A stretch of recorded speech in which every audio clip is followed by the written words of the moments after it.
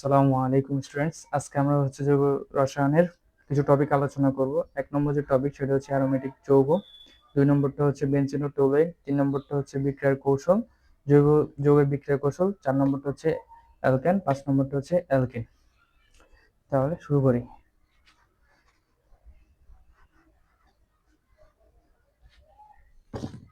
আমাদের প্রথম যে টপিকটা সেটা হচ্ছে অ্যারোমেটিক যৌগ।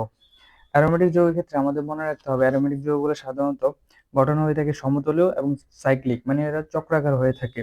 বেনজিন যেটা সেটা হচ্ছে অ্যারোমেটিক যৌগ শ্রেণীর মূল যৌগ। অ্যারোমেটিক হাইড্রোকার্বনে অ্যারোমেটিক হাইড্রোকার্বনকে আরেকটা নাম আছে, এটাকে বলা হয় অ্যারিন বলা হয়ে থাকে।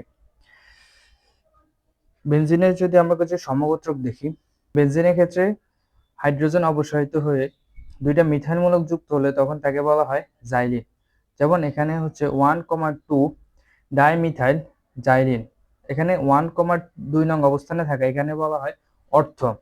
তাহলে অর্থ জাইলিন অর্থ হচ্ছে পাশাপাশি, পাশাপাশি দুইটা কার্বনে মিথাইল মূলক যুক্ত হয়েছে, এই জন্য এটা বলা হয় অর্থ জাইলিন। এক নম্বর কার্বনে মিথাইল মূলক এবং চার নম্বর কার্বনে মিথাইল মূলক থাকে, তখন আমরা বলবো এটাকে 1,4 ডাইমিথাইল জাইলিন, অথবা আমরা এটাকে বলতে পারি প্যারা প্যারাজাইলিন, কারণ এখানে একটা আছে এক নম্বর কার্বনে আর একটা আছে 4 নম্বর কার্বনে, একটা আরেকটার বিপরীত সাইডে, এই জন্য এটাকে বলা হয় প্যারাজাইলিন। একটা যদি 1 নম্বর কার্বন আর আরেকটা যদি 3 নম্বর কার্বনে থাকে, তখন আমরা তাকে বলতে পারি 1,3 ডাইমিথাইল জাইলিন, অথবা এটার আরেকটা নাম হচ্ছে মেটাজাইলিন।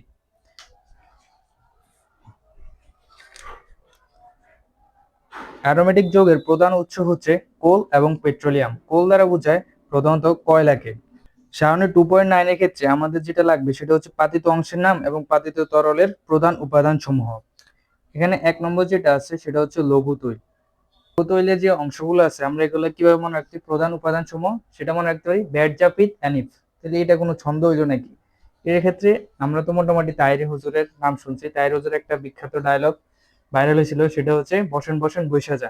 সো এখান থেকে আমরা একটা ছন্দ দিতে পারি যে ব্যাডজাপিত অ্যানিফ। ব্যাড যা, তাহলে বে দিয়ে হচ্ছে বেনজিন, ট দিয়ে হচ্ছে টোলুইন, যা দিয়ে হচ্ছে জাইলিন, প দিয়ে হচ্ছে ফ্রিডিন, থ দিয়ে হচ্ছে থায়োফিন, এ দিয়ে হচ্ছে অ্যানিলিন, এন দিয়ে হচ্ছে অ্যানিলিন, ফ দিয়ে হচ্ছে ফেনল। তাহলে এখানে বেনজিন, টোলুইন, জাইলিন এই প্রথম তিনটা হচ্ছে নিরপেক্ষ জাতীয়, ফিরিডিন, থায়োফিন, অ্যানিলিন এগুলো হচ্ছে ক্ষারীয় প্রকৃতির, আর ফেনল যেটা সেটা হচ্ছে অম্লীয় প্রকৃতির। মধ্যম তৈলের উপাদানগুলো আমরা কি মনে রাখতে পারি, যে মধ্যবিত্ত কৃপণ, এরা অনেক বিলাসিতা করতে পারে না, আবার দরিদ্রের মতো চলতে পারে না। কৃপণ টাইমি করে আর কি সমাজের মধ্যে নিজেদের অবস্থান টিকে রাখে, এজন্য আমরা বলতে পারি মধ্যবিত্ত কৃপণ দিয়ে। তাহলে মধ্যম তৈলের মধ্যে থাকে ফেনল এবং নেপথালিন। ক্রিসল, প দিয়ে হচ্ছে ফেনল, ন দিয়ে হচ্ছে নেপথালিন, সেটা হচ্ছে ভারী তৈল। ভারী তৈল আমরা কি উপাদানগুলো কি মনে রাখতে পারি, কুইনের ক্রাউন ভারী। তাহলে ভারী তৈলের মধ্যে উপাদানগুলো হচ্ছে কুইন দিয়ে মনে রাখবেন কুইনোলিন, ক্রাউন দিয়ে হচ্ছে ক্রিসল, এবং ভারীতে এখানে কিছু নাই, ন দিয়ে এখানে মনে রাখবেন নেপথালিন। কুইনোলিন, নেপথালিন, ক্রিসল এগুলো হচ্ছে ভারী তৈলের উপাদান। সবুজ তৈল, সবুজ তৈলের ইংলিশ যেটা সেটা হচ্ছে গ্রিন। তাহলে গ্রিন তৈলের উপাদানগুলো হচ্ছে অ্যানথ্রাসিন, ফিনান্থ্রিন। গ্রিনের মধ্যে হচ্ছে রফলা আছে, আবার আমরা যে উপাদানগুলো দেখি অ্যানথ্রাসিন এবং ফিনান্থ্রিন, ওদের ক্ষেত্রে আমরা রফলা দেখতে পারি। এভাবে মনে রাখতে পারি। পিচের হচ্ছে প্রধান উপাদান হচ্ছে কোক কার্বন। তাহলে এখান থেকে এতটুকু ইম্পর্টেন্ট। টপিক হচ্ছে বেনজিন ও টোলুইন। বেনজিন ও টোলুইন থেকে আমাদের বেনজিনের কিছু প্রস্তুতি যদি দেখি, 1 নম্বর প্রস্তুতি হচ্ছে বেনজোইক অ্যাসিডের লবণ ও সোডা লাইমের মিশ্রণ থেকে। তাহলে বিক্রিয়াটা যদি আমরা একটু দেখি, 1 নম্বর যে বিক্রিয়াটা সেটা হচ্ছে বেনজোইক অ্যাসিডের লবণ এবং সোডা লাইমের মিশ্রণ থেকে। এখানে আমরা হচ্ছে বেনজোইক অ্যাসিডের লবণ নিলাম, সোডা লাইম হচ্ছে সোডিয়াম হাইড্রোক্সাইড এবং ক্যালসিয়াম অক্সাইড এর মিশ্রণ। তাহলে এখানে বিক্রিয়াটা হয় এরকম, COO এবং সোডিয়াম অক্সাইড এই দুইটা বিক্রিয়া করে তৈরি করে সোডিয়াম কার্বনেট। ক্যালসিয়াম অক্সাইড বিক্রিয়কে এবং উৎপাদে উভয় স্থানে অবস্থান করে, আর প্রধান উৎপাদ বেনজিন উৎপন্ন হয়ে থাকে। এই হাইড্রোজেনটা এখানে প্রতিস্থাপিত হয়, তাহলে বেনজিন উৎপন্ন হয়ে থাকে। প্রস্তুতি বিক্রিয়াটা সেটা হচ্ছে ফেনল ও জিঙ্ক গুঁড়ার মিশ্রণ থেকে আমরা বেনজিন উৎপন্ন করতে পারি। ফেনলটা হচ্ছে এই যে C6H5OH, এটাকে বলা হয় ফেনল, মানে বেনজিনে একটা হাইড্রোজেন প্রতিস্থাপিত হয় OH মূলক দ্বারা, তখন তাকে বলা হয় ফেনল। তাহলে আমরা যদি ফেনলের সাথে জিঙ্কের বিক্রিয়া করি, তাহলে জিঙ্ক এবং অক্সিজেন এরা মিলে তৈরি করে জিঙ্ক অক্সাইড, আর এখানে বেনজিন উৎপন্ন হয়ে থাকে। এরপরে যেগুলো আছে 3 নম্বর বিক্রিয়াটাও ইম্পর্টেন্ট, সেটা হচ্ছে অ্যাসিটিলিন থেকে বেনজিন। অ্যাসিটিলিন এর আরেকটা নাম হচ্ছে ইথাইন। তাহলে আমরা যদি 3 মোল অ্যাসিটিলিন বা ইথাইন নিই, এর সাথে হচ্ছে 450 ডিগ্রি সেলসিয়াস এবং ফেরাস প্রভাবক যুক্ত করি, তাহলে আমরা উৎপন্ন যৌগ হবে বেনজিন। এরপরে 4 নম্বর হচ্ছে গ্রিগনাইট বিকারক থেকে বেনজিন তৈরি করা যায়। গ্রিগনাইট বিকারক হচ্ছে অ্যালকাইল ম্যাগনেসিয়াম হ্যালাইড, অ্যালকাইল বা অ্যারাইল ম্যাগনেসিয়াম হ্যালাইড। এখান থেকে যদি আমরা গ্রিগনাইট বিকারের সাথে পানির বিক্রিয়া দিই তাহলে বেনজিন পাবো। 5 নম্বরটা হচ্ছে বেনজিন ডায়াজোনিয়াম ক্লোরাইড থেকে বেনজিন পাওয়া যায়, নামগুলো ইম্পর্টেন্ট। এরপরে হচ্ছে টলোইন প্রস্তুতি। ওদের ক্ষেত্রে 1 নম্বর যে বিক্রিয়াটা আছে সেটা হচ্ছে উডস ফিডিক বিক্রিয়া।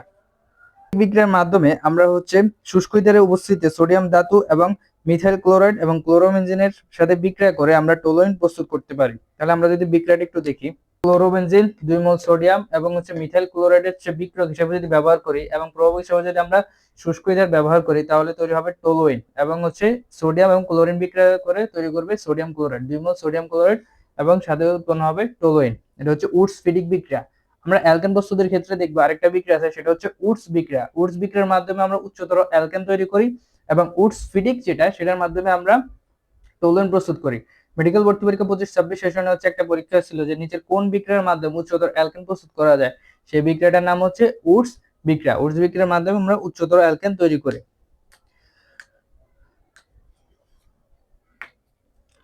উডস ফিডিক বিক্রিয়া দ্বারা আমরা অ্যালকাইল বেনজিন, এখানে যেরকম দেখলাম অ্যালকাইন বলতে যে কোনো মিথাইল হতে পারে, ইথাইল হতে পারে, অ্যালকাইল বেনজিন বলা হয়, অথবা অ্যালকাইল অ্যারিন আমরা প্রস্তুত করতে পারি। অ্যারিন থেকে হচ্ছে টলোইন প্রস্তুত করতে পারি। বেনজিনের সাথে যদি আমরা মিথাইল ক্লোরাইড এর বিক্রিয়া করি শুষ্ক অ্যালুমিনিয়াম ক্লোরাইডের উপস্থিতিতে, তাহলে তৈরি হবে আমাদের টলোইন এবং সাথে তৈরি হবে হাইড্রোক্লোরিক অ্যাসিড। এখানে হাইড্রোজেনটা হচ্ছে মিথাইল মূলক দ্বারা প্রতিস্থাপিত হয়, তারপরে তৈরি হয় টলোইন এবং ওই হাইড্রোজেনটা ক্লোরিনের সাথে বিক্রিয়া করে তৈরি করে হাইড্রোক্লোরিক অ্যাসিড। বেনজিনের আণবিক অরবিটাল গঠন যদি আমরা দেখি, তাহলে আমরা দেখতে পারবো এর 6টা কার্বনের মধ্যে sp2 সংকরিত অবস্থায় থাকে এবং কার্বন কার্বন বন্ধন দূরত্ব হয় 0.139 ন্যানোমিটার। যেখানে ইথেনের ক্ষেত্রে কার্বন কার্বন বন্ধন দূরত্ব হয় 0.154 ন্যানোমিটার, ইথেনের ক্ষেত্রে বন্ধন দূরত্ব হয় 0.134 ন্যানোমিটার। এখন যদি আমরা বেনজিনের সংযোজন বিক্রিয়া দেখি, প্রথমে হচ্ছে হাইড্রোজেন সংযোজন। সংযোজন ক্ষেত্রে এখানে হচ্ছে নিকেল প্রয়োগ এবং 200 ডিগ্রি সেলসিয়াস তাপমাত্রা ব্যবহৃত হয়। বেনজিনে যেহেতু 3টা হচ্ছে দ্বিবন্ধন থাকে, এজন্য আমরা হচ্ছে 3 অণু হাইড্রোজেন ব্যবহার করব। তাহলে বেনজিনের সাথে 3 অণু যদি হাইড্রোজেন বিক্রিয়া করি, তাহলে তৈরি হবে আমাদের সাইক্লোহেক্সেন। সাইক্লোহেক্সেন তৈরি হবে। আবার আমরা যদি বেনজিনের সাথে সূর্যালোকের উপস্থিতিতে বা অতিবেগুনি রশ্মির উপস্থিতিতে যদি 3 অণু ক্লোরিন যুক্ত করি, তাহলে তৈরি হবে হেক্সা বেনজিন হেক্সাক্লোরাইড। তাহলে তৈরি হবে বেনজিন হেক্সা মানে 6টা ক্লোরিন আছে, এই জন্য hexachloride, benzene hexachloride. Benzene hexachloride যেটা, সেটার আরেকটা নাম হচ্ছে গ্যামাক্সিন পাউডার বা লিন্ডেন। এটা আমাদের হচ্ছে জীবাণুনাশক হিসেবে কাজ করে। এখন আমরা যদি বেনজিনের ওজোন সংযোজন দেখি, এখানে হচ্ছে নিষ্ক্রিয় মাধ্যম হিসেবে ব্যবহৃত হয় CCl4। এখানে আমরা হচ্ছে তাহলে ওজোন সংযোজনের মাধ্যমে আমরা বেনজিন থেকে গ্লাইঅক্সাল প্রস্তুত করতে পারি, এটা ইম্পর্টেন্ট। এখন যদি বেনজিনের ইলেকট্রোফিলিক প্রতিস্থাপন দেখি, প্রথমে যে বিক্রিয়াটা আসবে সেটা হচ্ছে হ্যালোজেনেশন। হ্যালোজেনেশনের ক্ষেত্রে আমরা দেখতে পাই শুষ্ক অ্যালুমিনিয়াম ক্লোরাইডের উপস্থিতিতে বেনজিনের সাথে যদি আমরা ক্লোরিন যুক্ত করি। হ্যালোজেনেশন মানে কি? হ্যালোজেনেশন মানে হচ্ছে কোনো কিছুর সাথে হ্যালোজেন যুক্ত করা, হ্যালোজেনেশন। বেনজিনের সাথে ক্লোরিন যুক্ত করার প্রক্রিয়াকে বলা হয় হ্যালোজেনেশন। তাহলে বেনজিন প্লাস ক্লোরিন শুষ্ক অ্যালুমিনিয়াম ক্লোরাইডের উপস্থিতিতে তৈরি হয় ক্লোরোবেনজিন এবং হচ্ছে হাইড্রোক্লোরিক অ্যাসিড। এখন এইভাবে যদি আমরা একটা ক্লোরিন অণুর সাথে বিক্রিয়া করলে তৈরি হয় ক্লোরোবেনজিন। এভাবে যদি আমরা আরো 5টা ক্লোরিন অণুর সাথে বিক্রিয়া দিই, তাহলে আমরা পাবো হেক্সাক্লোরোবেনজিন। হেক্সাক্লোরোবেনজিনের মধ্যে কোনো হাইড্রোজেন পরমাণু নেই।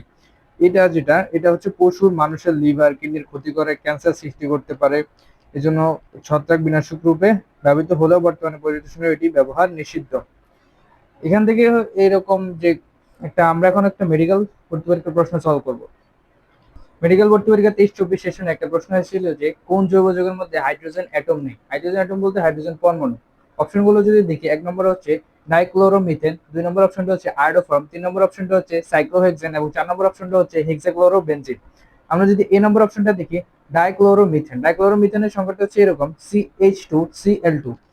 মিথেন থেকে 2টি হাইড্রোজেন অপসারণ হওয়ার পরে মিথেন থেকে 2টি হাইড্রোজেন অপসারণ হওয়ার পরে ওই হাইড্রোজেনের জায়গায় 2টা ক্লোরিন যুক্ত হয়ে CH2Cl2 তৈরি হয়। আয়োডোফর্মের ক্ষেত্রে সংখ্যাটা হচ্ছে CH3, এটাকে বলা হয় আয়োডোফর্ম। তাহলে এ এবং বি অপশনে হাইড্রোজেন আছে। সি নম্বর অপশনটা যদি দেখি সাইক্লোহেক্সেন বলতে সাইক্লো মানে চক্রাকার, হেক্সেন মানে হচ্ছে হেক্সেন। তাহলে C6H12 এটা হচ্ছে সাইক্লোহেক্সেনের সংকেত। তাহলে এই তিনটে অপশনের মধ্যে আমরা হাইড্রোজেন দেখতে পাই, কিন্তু 4 নম্বর অপশনটার ক্ষেত্রে আমরা দেখি হেক্সাক্লোরোবেনজিন। হেক্সাক্লোরোবেনজিনের সংকেতটা হচ্ছে C6Cl6, C6Cl6, অর্থাৎ এখানে কোনো হাইড্রোজেন পরমাণু নেই। তাহলে অ্যান্সার হবে আমাদের ডি, হেক্সাক্লোরোবেনজিন। এরপরের বিক্রিয়া যেটা ইলেকট্রোফিলিক প্রতিস্থাপন, সেটা হচ্ছে নাইট্রেশন। নাইট্রেশন বিক্রিয়া আমাদের মনে রাখতে হবে বেনজিন কত ডিগ্রি সেলসিয়াস তাপমাত্রায় বিক্রিয়া করে, 60 ডিগ্রি সেলসিয়াস তাপমাত্রা। এখানে কোন কোন অ্যাসিড ব্যবহৃত হয়, কার্বনিক অ্যাসিড এবং গাঢ় সালফিউরিক অ্যাসিড। এটা কি ধরনের বিক্রিয়া, সেটা হচ্ছে ইলেকট্রোফিলিক প্রতিস্থাপন বিক্রিয়া। তারপরে সালফোনেশনের ক্ষেত্রে আমাদের মনে রাখতে হবে সালফোনেশনে কি কি ব্যবহৃত হয়, যেমন সালফার ট্রাইঅক্সাইড ব্যবহৃত হয় এবং সালফিউরিক অ্যাসিড ব্যবহৃত হয়ে থাকে। ফিডেল ক্রাফট বিক্রিয়ার ক্ষেত্রে আমাদের মনে রাখতে হবে এটা হচ্ছে দুই প্রকার, একটা হচ্ছে অ্যালকাইলেশন আর একটা হচ্ছে অ্যাসাইলেশন। অ্যালকাইলেশন এবং অ্যাসাইলেশন উভয়ের ক্ষেত্রে হচ্ছে আমাদের অনার্দ্র অ্যালুমিনিয়াম ক্লোরাইড ব্যবহার করা হয়ে থাকে। অ্যালকাইলেশনের ক্ষেত্রে বেনজিন থেকে তৈরি হয় টোলুইন, এবং অ্যাসাইলেশনে বেনজিন থেকে তৈরি হয় অ্যাসিটোফেনন বা মিথাইল ফিনাইল কিটোন। এরপরের টপিকটা হচ্ছে অ্যারোমেটিসিটি। কোনো একটা যৌগ অ্যারোমেটিক যৌগ হওয়ার জন্য তার মধ্যে অবশ্যই সঞ্চরণশীল পাই ইলেকট্রন থাকতে হবে। সঞ্চরণশীল পাই ইলেকট্রন হচ্ছে, এই নীতিটা কে দিয়েছেন, তিনি হচ্ছেন হাকেন। এই নীতিটাকে বলা হয় হাকের নীতি। হাকের নীতি কি, হাকের নীতি হচ্ছে কোনো অ্যারোমেটিক যৌগে 4n+2 সংখ্যক সঞ্চরণশীল পাই ইলেকট্রন থাকবে। তাহলে বেনজিনের ক্ষেত্রে সঞ্চরণশীল পাই ইলেকট্রন সংখ্যা কত, বেনজিনের ক্ষেত্রে সঞ্চরণশীল পাই ইলেকট্রন হবে 4n+2। n এখানে হচ্ছে বলয় সংখ্যা, তাহলে বেনজিনের ক্ষেত্রে বলয় সংখ্যা যেখানে n সমান 1 হলে, তাহলে আমরা বলতে পারি 4 × 1 + 2, তাহলে 4 + 2 সমান হচ্ছে 6টি। তাহলে বেনজিনের ক্ষেত্রে সঞ্চরণশীল পাই ইলেকট্রনের সংখ্যা হচ্ছে 6টি। এটাই হচ্ছে আসলে অ্যারোমেটিসিটি। আক্রমণকারী বিকারকের শ্রেণীবিভাগের ক্ষেত্রে আমরা দেখতে পারি এটা হচ্ছে 3 শ্রেণীভুক্ত হয়ে থাকে। 1 নম্বর হচ্ছে ফ্রি রেডিক্যাল, 2 নম্বরটা হচ্ছে ইলেকট্রোফাইল, 3 নম্বরটা হচ্ছে নিউক্লিওফাইল। ফ্রি রেডিক্যাল এবং যেটা আমাদের কার্বনিয়াম আয়ন, এদের হচ্ছে যে ক্রমটা এটা হচ্ছে একই। ফ্রি রেডিক্যাল যারা, এরা হচ্ছে বিজোড় ইলেকট্রন থাকে, এরা হচ্ছে খুবই সক্রিয় হয়ে থাকে। এদের ক্ষেত্রে সক্রিয়তার ক্রম হয়ে থাকে 3 ডিগ্রি অ্যালকাইল ফ্রি রেডিক্যাল সবচেয়ে বেশি সক্রিয়, এবং সবচেয়ে কম সক্রিয় হয়ে থাকে 1 degree free radical. Carbonium ion হচ্ছে ধনাত্মক চার্জযুক্ত কার্বন পরমাণু বিশিষ্ট যৌগকে কার্বনিয়াম আয়ন বলা হয়ে থাকে। কার্বনিয়াম আয়নের ক্ষেত্রেও আমরা বলতে পারি এদের যেটা স্থায়িত্ব হয় 3 ডিগ্রি 2 ডিগ্রি 1 ডিগ্রি 1 ডিগ্রি, মানে হচ্ছে অনেকটা আমাদের ফ্রি রেডিক্যালের স্থায়িত্বের অনুরূপ। কার্বন আয়ন যেটা, সেটা হচ্ছে কার্বনের ঋণাত্মক চার্জযুক্ত যৌগকে কার্বন আয়ন বলা হয়। এক্ষেত্রে আমাদের যেটা স্থায়িত্ব সেটা হয় উল্টা, অর্থাৎ এখানে স্থায়িত্ব হয় 1 2 3 ডিগ্রি অনুসারে। এবার আসে ইলেকট্রোফাইল এবং হচ্ছে নিউক্লিওফাইল। ইলেকট্রোফাইল হচ্ছে যাদের হচ্ছে ইলেকট্রনের প্রতি আকর্ষণ আর বিক্রিয়ার সময় ইলেকট্রন গ্রহণ করে, এরা হচ্ছে ইলেকট্রনফাইল। ইলেকট্রোফাইল দুই প্রকার, একটা হচ্ছে ধনাত্মক ইলেকট্রোফাইল আর একটা হচ্ছে প্রশম ইলেকট্রোফাইল। ধনাত্মক ইলেকট্রোফাইল যদি আমরা দেখি, যেমন হচ্ছে CH3 পজিটিভ, তাহলে অবশ্যই এরা হচ্ছে নেগেটিভের প্রতি আকর্ষণ থাকবে, ইলেকট্রনের প্রতি আকর্ষণ থাকবে, এজন্য হচ্ছে এরা ধনাত্মক ইলেকট্রোফাইল। একটা যদি প্রশম ইলেকট্রোফাইলের উদাহরণ দিই, সেটা হচ্ছে অ্যালুমিনিয়াম ক্লোরাইড, দেখছে একটা লুইস অ্যাসিড। এখানে হচ্ছে ইলেকট্রনের প্রতি আকর্ষণ আছে, কারণ এর সর্বশেষ কক্ষপথে হচ্ছে 6টি ইলেকট্রন আছে, আরো 2টি ইলেকট্রন হলে এর অষ্টক পূর্ণ হবে, এজন্য ও ইলেকট্রোফাইল, কিন্তু এর কোনো চার্জ নাই, এজন্য এটা হচ্ছে প্রশম ইলেকট্রোফাইল। আর এটার হচ্ছে চার্জ আছে এবং ইলেকট্রনের প্রতি আকর্ষণ আছে, এজন্য হচ্ছে এটা ধনাত্মক ইলেকট্রোফাইল। নিউক্লিওফাইলের ক্ষেত্রে হচ্ছে একটা হচ্ছে ঋণাত্মক নিউক্লিওফাইল আর একটা হচ্ছে প্রশম নিউক্লিওফাইল। ঋণাত্মক নিউক্লিওফাইলের একটা উদাহরণ যদি দিই, ক্লোরাইড আয়ন, এর অলরেডি আপনার অষ্টক পূর্ণ আছে, এখন এর হচ্ছে নিউক্লিয়াসের প্রতি আকর্ষণ থাকবে, এই জন্য এর হচ্ছে নিউক্লিওফাইল। নিউক্লিও মানে হচ্ছে নিউক্লিয়াসের, ফাইল মানে হচ্ছে আকর্ষণ, নিউক্লিয়াসের প্রতি আকর্ষণ থাকবে, এই জন্য এটা একটা ঋণাত্মক নিউক্লিওফাইল। এখন যদি একটা প্রশম নিউক্লিওফাইলের উদাহরণ দিই, সেটা হচ্ছে অ্যামোনিয়া। অ্যামোনিয়ার ক্ষেত্রে আমরা জানি একটি মুক্ত জোড় ইলেকট্রন থাকে, তাহলে এর অবশ্যই একটা নিউক্লিয়াসের প্রতি আকর্ষণ থাকবে, এই জন্য একটা হচ্ছে প্রশম নিউক্লিওফাইল আর এটা হচ্ছে ঋণাত্মক নিউক্লিওফাইল।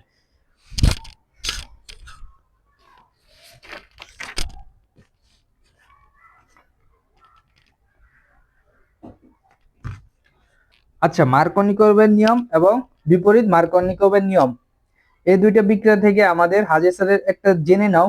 এখানে 3টা পয়েন্ট আছে, এই 3টা পয়েন্ট আমাদের জন্য অনেক বেশি ইম্পর্টেন্ট। যেমন খারাসের নিয়ম বলতে হচ্ছে বিপরীত মার্কনিকোভের নিয়ম, এটা যেটা সেটা হচ্ছে কেবল হাইড্রোজেন ব্রোমাইড সংযোজনে কার্যকর হয়, কিন্তু সেটা হচ্ছে হাইড্রোক্লোরিক অ্যাসিড, হাইড্রো আয়োডিক অ্যাসিডের বেলায় ঘটে না। মার্কনিকোভের নিয়ম যেটা, সেটা হচ্ছে সংযোজন বিক্রিয়াটি ইলেকট্রন আকস্মিক আয়নিক বিক্রিয়া ঘটে। বিপরীত মার্কনিকভ বা খারাসের নিয়ম যেটা, সেটা জৈব অক্সাইডের উপস্থিতির সংযোজন বিক্রিয়া ঘটে, ফ্রি রেডিক্যাল মেকানিজম অনুসরণ করে। বিপরীত মার্কনিকভ ফ্রি রেডিক্যাল মেকানিজম ঘটে, আর মার্কনিকভ সেটা হচ্ছে ইলেকট্রন আকর্ষী আয়নিক বিক্রিয়া ঘটে। খারাসের নিয়ম কেবল হচ্ছে HBr সংযোজন বিক্রিয়ায় প্রদর্শিত হয়ে থাকে।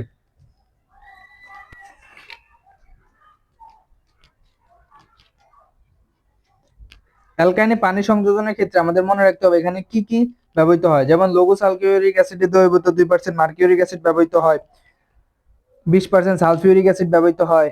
ইথাইনের সাথে যদি আমরা পানির বিক্রিয়া দিই 2% মার্কিউরিক অ্যাসিড 20% সালফিউরিক অ্যাসিডের সাথে সাহায্যে, তাহলে আমরা উৎপাদে পাই অ্যাসিটালডিহাইড। ইথাইন থেকে পানি সংযোজন বিক্রিয়ার মাধ্যমে তৈরি হয় অ্যাসিটালডিহাইড। অন্য যে কোনো অ্যালকাইনের সাথে পানি সংযোজন বিক্রিয়ার ক্ষেত্রে আমরা দেখব কিটোন তৈরি হয়ে থাকে। এরপরে একটা বিশেষ দ্রষ্টব্য হচ্ছে হেক্সামিন। তাহলে অ্যালডলের ক্ষেত্রে মনে রাখবেন লঘু সোডিয়াম হাইড্রোক্সাইড ব্যবহার করা হয়ে থাকে। অ্যালডল নামটা শুনে শুনে কেমন জানি দুর্বল দুর্বল লাগে, এভাবে আমি মনে রাখতাম যে ক্ষেত্রে লঘু সোডিয়াম হাইড্রোক্সাইড ব্যবহৃত হয়। ক্যানিজার বিক্রিয়ার ক্ষেত্রে মনে রাখবেন গাঢ় সোডিয়াম হাইড্রোক্সাইড ব্যবহৃত হয়। অ্যালডিহলের ক্ষেত্রে আলফা হাইড্রোজেন যুক্ত অ্যালডিহাইড কিটোন ব্যবহৃত হয়। অন্যদিকে ক্যানিজারের ক্ষেত্রে আলফা হাইড্রোজেন বিহীন শুধুমাত্র অ্যালডিহাইড ব্যবহৃত হয়। অ্যালডলের ক্ষেত্রে যে বিক্রিয়াটা ঘটে সেটাকে বলা হয় নিউক্লিওফিলিক সংযোজন বিক্রিয়া। অন্যদিকে ক্যানিজারের ক্ষেত্রে যে বিক্রিয়াটা ঘটে সেটা বলা হয় অসামঞ্জস্য জারণ বিজারণ বিক্রিয়া, কারণ এখানে এই ক্ষেত্রে একই বিক্রিয়ক একই সাথে জারিত হয় আবার বিজারিত হয়, এই জন্য ক্যানিজার বিক্রিয়ার অপর নাম হচ্ছে অসামঞ্জস্য জারণ বিজারণ বিক্রিয়া। SN1 বিক্রিয়া এবং SN2 বিক্রিয়ার ক্ষেত্রে আমাদের মনে রাখতে হবে SN1 বিক্রিয়া যেটা,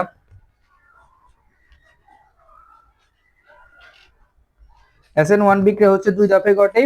SN1 এর আর SN2 বিক্রিয়া সেটা হচ্ছে 1 ধাপে ঘটে। SN1 বিক্রিয়ার ক্ষেত্রে আমাদের কার্বনিয়াম আয়ন সৃষ্টি হয় এবং পরে নিউক্লিওফাইল যুক্ত উৎপাদ গঠন করে, কিন্তু SN2 এর ক্ষেত্রে অস্থায়ী জটিল সৃষ্টি হয়।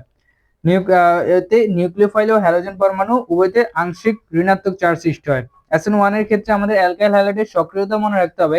SN1 এর ক্ষেত্রে 3 2 1 এভাবে সক্রিয়তার ক্রম হয়, কিন্তু SN2 এর বেলা অ্যালকাইল হ্যালাইডের যেটা সক্রিয়তা হয় সেটা হয় উল্টা, অর্থাৎ 1 2 3 এভাবে। এখন আমরা বেনজিনের সক্রিয়তা দেখব। যারা বেনজিনের সাথে যদি অর্থপ্যারা নির্দেশক থাকে তাহলে সেটাও হয় অধিক সক্রিয়, সেটা ইলেকট্রোফিলিক প্রতিস্থাপন বিক্রিয়া অধিক সক্রিয়তা অর্জন করে। কিন্তু বেনজিনের সাথে যদি মেটা নির্দেশক থাকে সেটা ইলেকট্রোফিলিক প্রতিস্থাপন বিক্রিয়ায় কম সক্রিয় হয় এবং তার সক্রিয়তা হ্রাস পায়। তাহলে অর্থপ্যারা নির্দেশক আমরা কিভাবে চিনব? বেনজিন বলের সাথে যে পরমাণুটা থাকবে তার সাথে এক বন্ধনে যুক্ত থাকবে। যেমন আমরা এখানে যদি দেখি, তাহলে বেনজিন বলয়ের সাথে কার্বন পরমাণুর মাধ্যমে মিথাইল মূলক যুক্ত আছে এবং কার্বন পরমাণুর সাথে সকল বন্ধন একক বন্ধন, তাহলে এটা অর্থপ্যারা নির্দেশক। তাহলে অর্থপ্যারা নির্দেশক আমরা কিভাবে চিনবো? বেনজিন বলয়ের সাথে যে পরমাণু দ্বারা মূলকটা যুক্ত থাকবে ওই পরমাণুর সাথে যদি সকল একক বন্ধন থাকে তখন আমরা বলবো তাকে অর্থপ্যারা নির্দেশক। অর্থপ্যারা নির্দেশক থাকলে তাহলে বেনজিনের সক্রিয়তা বৃদ্ধি পায়, ইলেকট্রোফিলিক প্রতিস্থাপন বিক্রিয়ায় সে অধিক সক্রিয় হয়ে থাকে। আর মেটা নির্দেশক কিভাবে চিনবো? সেটা বেনজিন বলের সাথে যে পরমাণু তার সাথে যুক্ত থাকবে সেই পরমাণুর ক্ষেত্রে দ্বিবন্ধন থাকবে, শুধু একক বন্ধন আর দ্বিবন্ধন উপস্থিত থাকবে আর কি। তাহলে আমরা যদি দেখি নাইট্রোবেনজিনের ক্ষেত্রে নাইট্রোমূলকটি নাইট্রোজেনের মাধ্যমে বেনজিন বলয়ের সাথে যুক্ত থাকে। নাইট্রোজেনের সাথে একক বন্ধন এক বন্ধনও আছে আবার দ্বিবন্ধনও আছে, তাহলে এটা একটা মেটা নির্দেশক। মেটা নির্দেশক উপস্থিত থাকলে বেনজিন বলয়ের সক্রিয়তা হ্রাস পায়, ফলে ইলেকট্রোফিলিক প্রতিস্থাপন বিক্রিয়ায় সে বেনজিন থেকে কম সক্রিয়তা অর্জন করে। এভাবে আরো আমরা অর্থপ্যারা নির্দেশক অথবা মেটা নির্দেশক চিহ্নিত করতে পারবো। ফেনল থেকে আমরা ফিক্রিক অ্যাসিড উৎপন্ন করতে পারি। ফেনলের সাথে যদি আমরা গাঢ় নাইট্রিক অ্যাসিড এবং গাঢ় সালফিক অ্যাসিড বিক্রিয়া করি তাহলে 3টে নাইট্রোমূলক ফেনলের সাথে যুক্ত হয়ে তখন তৈরি হয় ফিক্রিক অ্যাসিড। ফিক্রিক অ্যাসিড আমরা কোথায় ব্যবহার করা হয়? পোড়া ত্বকের ক্ষেত্রে অ্যান্টিসেপটিক হিসেবে আমরা ফিক্রিক অ্যাসিড ব্যবহৃত হয়ে থাকে। এরপরে আমাদের আসে অ্যালকেন। অ্যালকেনের ক্ষেত্রে কোন কোন সদস্যগুলা গ্যাস, সেটা কার্বন 1 থেকে এবং কার্বন 4 পর্যন্ত, যেমন মিথেন, ইথেন, প্রোপেন, বিউটেন। আমরা তো জানি যে সিলিন্ডার যেগুলা সেগুলোর মধ্যে প্রোপেন এবং বিউটেন থাকে, তাহলে এতটুকু মনে রাখতে পারেন যে প্রোপেন এবং বিউটেন পর্যন্ত গ্যাসীয় পদার্থ। এরপরে 5 থেকে আপনার 17 পর্যন্ত তরল এবং অবশিষ্ট 18 থেকে বাকিগুলো অ্যালকেন, বর্ণহীন গন্ধহীন মোম সদৃশ কঠিন পদার্থ। অ্যালকেনের একটা সাধারণ নাম আছে, এদেরকে বলা হয় প্যারাফিন। প্যারাফিন মানে বা কম আসক্ত বলা হয়ে থাকে, বিক্রিয়া কম আসক্তির যৌগ। এখন অ্যালকেনের সাধারণ প্রস্তুতি দেখি। অ্যালকেনের সাধারণ প্রস্তুতির ক্ষেত্রে 1 নম্বর যে বিক্রিয়াটা সেটা কার্বক্সিলিক অ্যাসিডের সোডিয়াম লবণ থেকে। এটা কার্বক্সিলিক অ্যাসিডের সোডিয়াম লবণ। এর সাথে যদি আমরা সোডা লাইমের বিক্রিয়া দিই তাহলে এই যে অংশটুকু COO সোডিয়াম অক্সাইডের সাথে বিক্রিয়া করে তৈরি করবে সোডিয়াম কার্বনেট, আর ওখানে ক্যালসিয়াম অক্সাইড থেকে যাবে, আর তৈরি হবে আমাদের এই হাইড্রোজেনটা এখানে চলে আসবে এবং তৈরি হবে ইথেন। 2 নম্বর এটাকে বলা হয় ডিকার্বক্সিলেশন বিক্রিয়া। এখানে একটা কার্বন হ্রাস পাচ্ছে, এই জন্য একে বলা হয় ডিকার্বক্সিলেশন, মানে কার্বন সংখ্যা হ্রাস পায় বা আর কার্বন সংখ্যা একটা কমে যায়। এই যে সোডিয়াম কার্বনেট রূপে একটা কার্বন সংখ্যা কমে যাচ্ছে, এই জন্য একে বলা হয় ডিকার্বক্সিলেশন বিক্রিয়া। এরপর 2 নম্বরটা হচ্ছে আমাদের কয়লা থেকে আপনি মিথেন উৎপন্ন করতে পারেন, পেট্রোল সংশ্লেষণের মাধ্যমে অ্যালকেন উৎপন্ন করতে পারেন, অ্যালকিন এবং অ্যালকাইনের ক্ষেত্রে অ্যালকিন ও অ্যালকাইন থেকে আমরা হাইড্রোজেন সংযোজনের মাধ্যমে অ্যালকেন তৈরি করতে পারি। 5 নম্বর যেটা সেটা অনেক ইম্পর্টেন্ট, 5 এবং 6। 5 নম্বর হচ্ছে উডস বিক্রিয়ার মাধ্যমে, উডস বিক্রিয়ার মাধ্যমে আমরা উচ্চতর অ্যালকেন তৈরি করতে পারি। উডস বিক্রিয়ার মাধ্যমে আমরা উচ্চতর অ্যালকেন তৈরি করতে পারি, এটা জানলে হবে, এটাকে বলা আরোহ বিক্রিয়া। আর উডস ফিটিক বিক্রিয়ার মাধ্যমে আমরা অ্যালকাইল বেনজিন তৈরি করতে পারি। উডস বিক্রিয়ার ক্ষেত্রে আমাদের কি কি ব্যবহৃত হয় সেটা হচ্ছে একটা উপযুক্ত মাধ্যম এবং হচ্ছে শুষ্ক ইথার ব্যবহৃত হবে। তারপর 6 নম্বর যেটা সেটা হচ্ছে কার্বনের যৌগ থেকে। মেডিকেলের ক্ষেত্রে বিক্রিয়া অত ইম্পর্টেন্ট না, আমাদের কি ব্যবহৃত হয় এবং হচ্ছে বিক্রিয়াগুলোর হেডলাইন গুলো অধিক ইম্পর্টেন্ট। যেমন কার্বনের যৌগ থেকে ক্লিমেনসন বিজারণ দ্বারা। ক্লিমেনসন বিজারণটা হচ্ছে কোনো একটা অ্যালডিহাইড বা কিটোন থেকে আমরা হচ্ছে অ্যালকেন তৈরি করতে পারি। এক্ষেত্রে সিও মূলকটা বা অ্যালডিহাইড বা কিটোন মূলকটা আপনার হচ্ছে CH2 বা মিথিলিন মূলকে পরিণত হয়ে থাকে। এক্ষেত্রে সাহায্য করে হচ্ছে আপনার জিঙ্ক অ্যামালগাম এবং হচ্ছে গাঢ় হাইড্রোক্লোরিক অ্যাসিড বিজারণের মাধ্যমে। 4 মোল হাইড্রোজেন দ্বারা বোঝায় বিজারণের মাধ্যমে হচ্ছে আপনার অ্যালডিহাইড মূলকটা হচ্ছে মিথিলিন মূলকে পরিণত হয়। আমরা যদি পাশে একটা এমসিকিউ দেখি, এমসিকিউ 2.16, কোন বিক্রিয়া অ্যালডিহাইড মূলক মিথিলিন মূলকে পরিণত হয়? ক্লিমেনসন বিজারণ দ্বারা। ইম্পর্টেন্ট একটা এমসিকিউ। গ্রিগনেট বিকারের সাথে আমরা যদি পানির বিক্রিয়া দিই তাহলে অ্যালকেন প্রস্তুত করা যাবে। এরপরে হচ্ছে বোতল গ্যাস প্রোপেন মোটরযানে ব্যবহৃত পেট্রোল বা গ্যাসোলিনে কার্বন সংখ্যা কত থাকে? C5 থেকে C11। অর্থাৎ এখানে প্রশ্ন হবে যে পেট্রোল বা গ্যাসোলিনে কার্বন সংখ্যা কত? 5 থেকে 11। পেট্রোল বা গ্যাসোলিনে কার্বন সংখ্যা কত? 5 থেকে 11 হয়ে থাকে। এরপরে লাস্টে একটা ইম্পর্টেন্ট, বিশুদ্ধ আইসো অক্টেনের অক্টেন নাম্বার 100 ধরে এই মিশ্রণের অক্টেন নাম্বার 90 ধরা হয়। আইসো অক্টেনের অক্টেন নাম্বার 100 ধরে মিশ্রণের অক্টেন নাম্বার 90 ধরা হয়ে থাকে। অ্যালকিন, আজকের লাস্ট টপিক হচ্ছে আমাদের অ্যালকিন। অ্যালকিনকে আমাদের মনে রাখতে হবে, অ্যালকিনকে বলা হয় অলিফিন, কারণ এদের যে নিম্নতর সদস্যগুলা এরা হচ্ছে হ্যালোজেনের সাথে বিক্রিয়া করে তৈলাক্ত পদার্থ উৎপন্ন করে থাকে, এজন্য এদেরকে বলা হয় অলিফিন। অ্যালকেনের কোন সদস্যগুলা গ্যাস এগুলো একটু জেনে রাখবেন, কোনগুলো তরল কোনগুলো কঠিন এগুলা। প্রস্তুতের ক্ষেত্রে অ্যালকোহলের প্রভাবক নির্ধারণ, যেমন অ্যালকোহলের সাথে যদি আমরা অ্যালুমিনিয়াম অক্সাইডের সাথে বিক্রিয়া দিই, উত্তপ্ত করলে অ্যালকিন পাবো। পেট্রোলিয়াম থেকে অ্যালকিন প্রস্তুত করা যায়। অ্যালকাইল হ্যালাইড বা হ্যালো অ্যালকেন থেকে আমরা অ্যালকিন পাবো, অ্যালকাইন থেকে অ্যালকিন পাবেন। এবং অ্যালকেনের শনাক্তকারী বিক্রিয়া যাকে বলা হয় অসম্পৃক্ততা পরীক্ষা, এখানে হচ্ছে দুইটা পরীক্ষা হয়, একটা হচ্ছে বেয়ার দ্রবণ পরীক্ষা আর একটা হচ্ছে ব্রোমিন দ্রবণ পরীক্ষা। ব্রোমিন দ্রবণের ক্ষেত্রে এখানে লাল বর্ণটা অপসারিত হয়, বেয়ার দ্রবণের পরীক্ষার ক্ষেত্রে পটাশিয়াম পারম্যাঙ্গানেট গোলাপি বর্ণটা অপসারিত হয়। তাহলে এগুলাই ছিল আজকের ইম্পর্টেন্ট টপিক। যদি কোনো টপিকে বুঝতে সমস্যা হয় তাহলে কমেন্ট করবেন, ইনশাআল্লাহ আমি অ্যান্সার দেওয়ার চেষ্টা করব। আমার ভিডিওটা যদি ভালো থাকে তাহলে ফেসবুক পেজটা ফলো দিয়ে রাখবেন। ধন্যবাদ সবাইকে। আসসালামু আলাইকুম রহমতুল্লাহ।